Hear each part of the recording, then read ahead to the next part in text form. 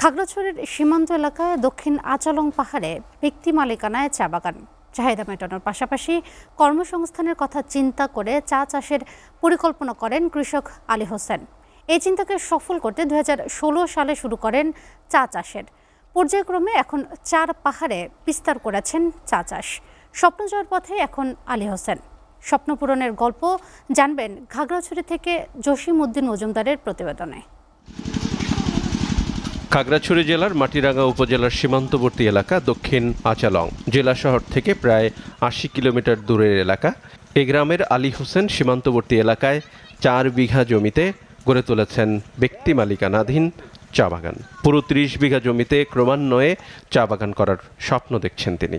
স্থানীয়দের কর্মসংস্থান ও চায়ের চাহিদা পূরণ করছে এই চা বাগান।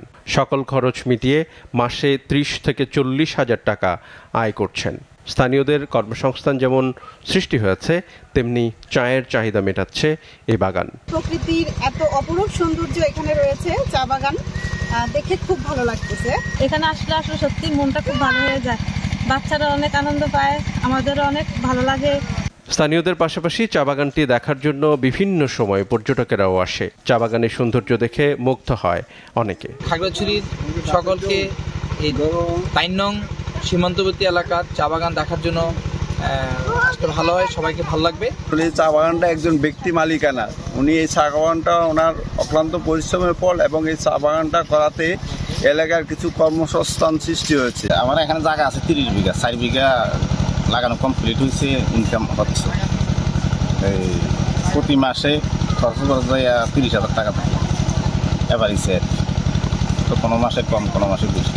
যেহেতু এই এলাকায় পাহাড়ি জমি বেশি, তাই তিনি চা বাগান করেছেন। অন্য ফসলের মতো চা বাগান নষ্ট হয় না। চা লাভজনক ফসল উল্লেখ করে তিনি বলেন, প্রথম 4 থেকে 5 বছর পানি সেচ সহ ভালো যত্ন নিতে হয়। চা গাছ কমপক্ষে 100 বছর বাঁচে। বাণিজ্যিকভাবে চা পাওয়া যায় 70 থেকে 80 বছর। এসিটিভি নিউজ ডেস্ক।